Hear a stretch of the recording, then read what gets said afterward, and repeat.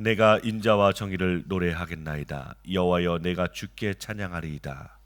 내가 완전한 길을 주목하오리니 주께서 어느 때나 내게 임하시겠나이까. 내가 완전한 마음으로 내 집 안에서 행하리이다.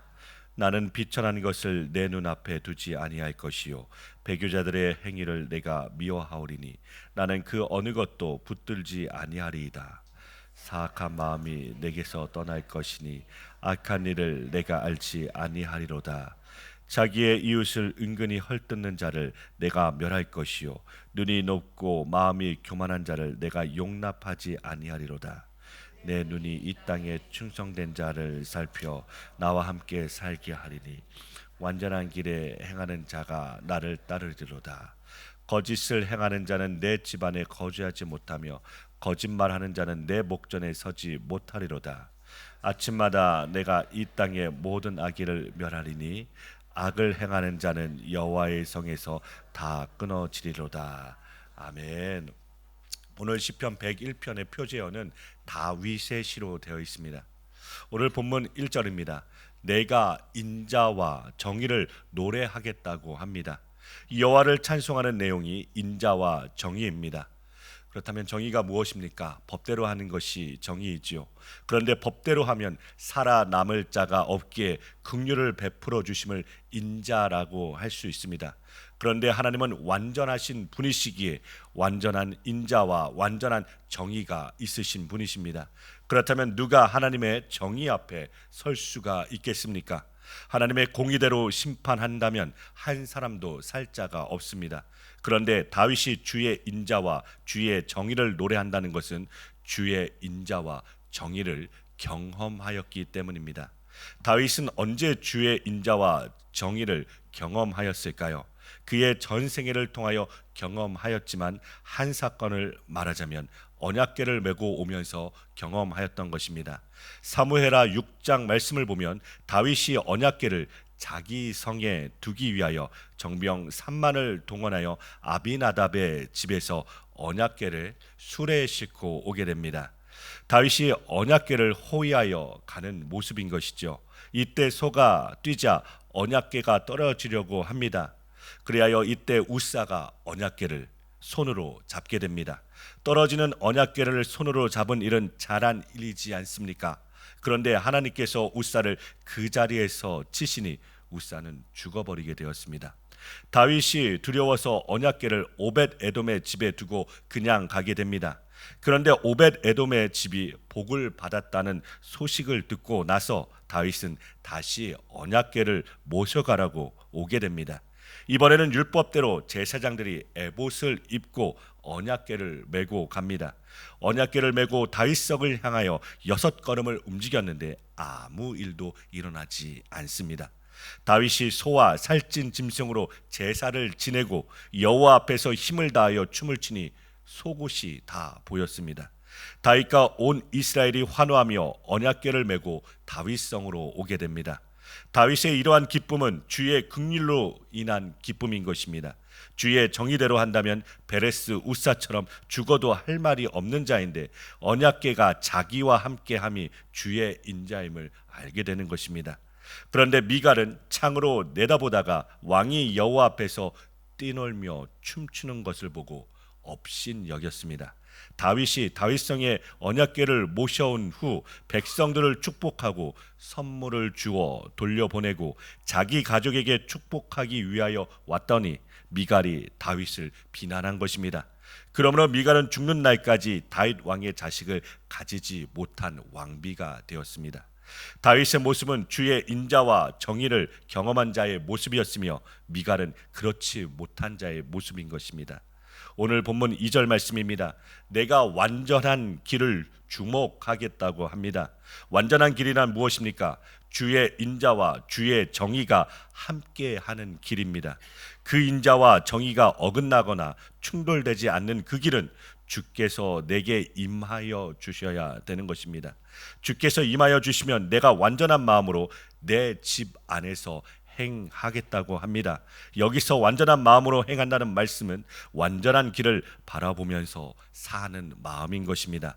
완전한 길이란 주의 인자와 정의가 하나가 되는 길입니다. 이런 길은 사람이 결코 만들어낼 수가 없습니다. 그러므로 다윗이 언약궤를 메고 오면서 경험한 그 정의와 긍휼을 맛본 자만이 알 수 있는 것입니다. 오늘 본문 3절에서 5절 말씀입니다.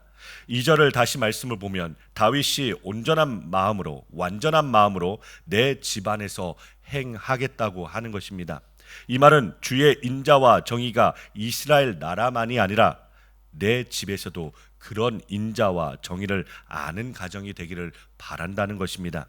그런데 이런 다윗을 비웃고 조롱한 자가 미간입니다. 그러므로 다윗의 이 마음을 모르는 자들이 비천한 자들이며 배교자들이며 사악한 마음이며 악한 일이며 이웃을 은근히 헐뜯는 자라고 말하는 것입니다. 이들은 눈이 높고 마음이 교만한 자라고 합니다. 다윗은 이런 자들을 멸할 것이라고 합니다. 용납하지 않겠다라고 말합니다. 주의 정의와 인자를 경험한 자는 눈이 높고 마음이 교만함을 죄로 아는 자들입니다. 본문 6절 말씀입니다. 내 눈이 이 땅에 충성된 자를 살펴 나와 함께 살게 하리니 완전한 길에 행하는 자가 나를 따르리로다. 아멘. 이제 이 말씀이 선명하여지게 되는 것입니다. 누가 충성된 사람입니까? 왕과 함께 살 충성된 자란 완전한 길에 행하는 자라는 것입니다. 완전한 길에 행한다는 말은 주의 인자와 정의를 알고 믿는 자의 길인 것입니다. 오늘 말씀 7절부터 8절 말씀입니다. 거짓을 행하는 자와 거짓말하는 자는 내 집 안에 거주하지 못하며 내 목전에 서지 못한다고 하십니다. 아침마다 이 땅의 모든 악인을 멸한다고 하십니다. 악인은 주의 인자와 정의를 모르는 자들입니다. 그래서 눈이 높고 마음이 교만한데도 형통함을 봅니다. 이들은 자기의 죄를 알지 못합니다. 이들은 한결같이 눈이 높고 마음이 교만해서 자기들의 행한 죄는 죄로도 보지 않습니다. 그런데 하나님의 성에서는 이런 자들이 설 자리가 없는 것입니다. 물론 그들도 회개하고 예수님을 믿으면 되겠지만 그런 일이 일어나려면 눈이 높고 마음의 교만함과 형통함이 다 무너져야 되는 것입니다. 이런 일이 거의 불가능하기에 주님은 부자가 천국 가기보다 낙타가 바늘기로 들어가는 것이 쉽다고 말씀하시는 것입니다. 그러므로 완전한 길을 주목하고 완전한 길에 행하는 자란 주의 정의와 공의 앞에서 자신의 죄가 어떠한지, 어떠함을 철저하게 알게 되는 과정이 있어야 되는 것입니다. 우리는 아무것도 없으면서도 늘 눈이 높고 마음이 교만할 때가 있습니다. 이러한 죄가 예수 그리스도의 십자가를 용서받은 자들은 자기의 기준으로 남을 헐뜯을 수가 없는 것입니다. 자기 눈에 들보가 있음을 아는데 어떻게 남의 눈에 티가 보이겠습니까? 그러므로 자기 눈에 들보를 보지 못하고 남의 눈에 티를 보는 것이 눈이 높고 마음이 교만한 자인 것입니다. 그러면 완전한 길을 주목하여 완전한 길로 행하는 일은 무엇입니까? 주님의 약속을 믿는 것입니다. 창세기 17장 1절 말씀입니다.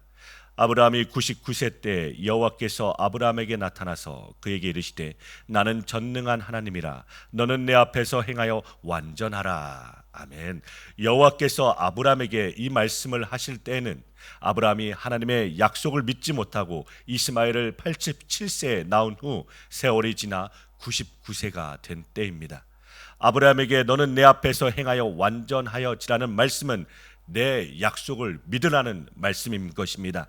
이미 창세기 12장과 15장 4절 5절에서 씨를 주신다는 약속을 믿지 못하고 이스마엘을 낳았기 때문이죠.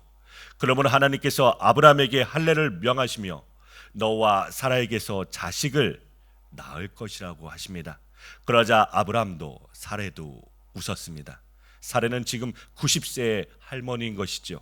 그러므로 하나님의 약속을 웃을 수밖에 없었다는 것입니다. 이런 웃음은 하나님의 말씀을 비웃은 것입니다. 그러나 하나님은 없는 데서 있게 하시고 죽은 자를 살리시는 능력의 하나님이십니다. 하나님께서는 그 전능하신 능력으로 이삭을 주십니다. 마태복음 27장 39절부터 42절 말씀을 제가 읽겠습니다. 지나가는 자들은 자기 머리를 흔들며 예수를 모욕하여 이르되 성전을 헐고 사흘에 짓는 자여, 네가 만일 하나님의 아들이거든 자기를 구원하고 십자가에서 내려오라 하며, 그와 같이 대제사장들도 서기관들과 장로들과 함께 희롱하여 이르되 그가 남은 구원하였을 때 자기는 구원할 수 없도다. 그가 이스라엘의 왕이로다. 지금 십자가에서 내려올지어다. 그리하면 우리가 믿겠노라. 아멘. 오늘 본문에서 주의 인자와 정의가 실현되는 자리가 바로 이 십자가의 자리입니다. 그런데 그 십자가를 조롱하는 자들이 눈이 높고 마음이 교만한 자들입니다. 자기 의로 부유한 자들입니다. 예수님의 십자가는 율법의 완성입니다. 율법의 마침입니다. 그런데 율법의 의로 자기를 의롭다고 여기는 자들은 예수님의 십자가를 조롱합니다. 이들이 눈이 높고 마음이 교만한 자들인 것입니다. 바울도 그런 사람이었습니다. 그런데 주님을 만나고 나니 마음의 눈이 밝아졌습니다. 예수 그리스도의 십자가가 왜 하나님의 인자와 정의가 나타난 것인지를 알고 믿고 증거한 것입니다. 그러므로 십자가로 다 이루신 예수님을 믿는 자들이 주의 완전한 길에 다니는 자들입니다. 고린도전서 1장 30절부터 31절 말씀을 제가 읽겠습니다. 너희는 하나님으로부터 나서 그리스도 예수 안에 있고 예수는 하나님으로부터 나와서 우리에게 지혜와 의로움과 거룩함과 구원함이 되셨으니 기록된 바 자랑하는 자는 주 안에서 자랑하라 함과 같게 하려 함이라. 아멘. 예수님이 우리에게 지혜와 의로움과 거룩함과 구원함이 된다는, 이보다 더 완전한 길은 없습니다. 예수님은 자신이 길이며 진리이며 생명이라고 하셨습니다. 그 길 대신 예수님께 사로잡혀 가는 자들이 완전한 길로 가는 자들인 것입니다. 골로새서 1장 26절에서 28절 말씀에서는 만세와 만대로부터 감추어진 비밀의 영광이 얼마나 풍성한지 이방인인 우리도 그리스도 안에 있으면 완전한 자라고 하십니다. 이 놀라운 복음을 믿고 사는 자들이 오늘도 주의 완전한 길을 주목하며 그 완전한 길로 걸어가는 자들입니다. 이 놀라운 은혜가, 이 놀라운 하나님의 사랑의 은혜가 우리에게도 오늘 임하기를 간절히 소원합니다. 기도드리겠습니다.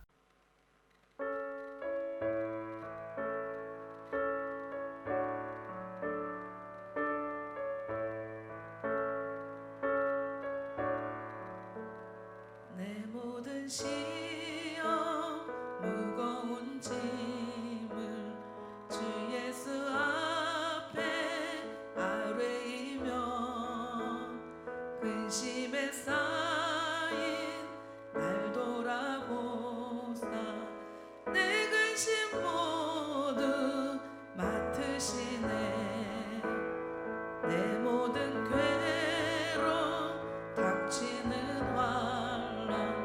주 예수 앞에 아뢰이며 주께서 친히 날 구해주사 넓으신 사랑 베푸시네.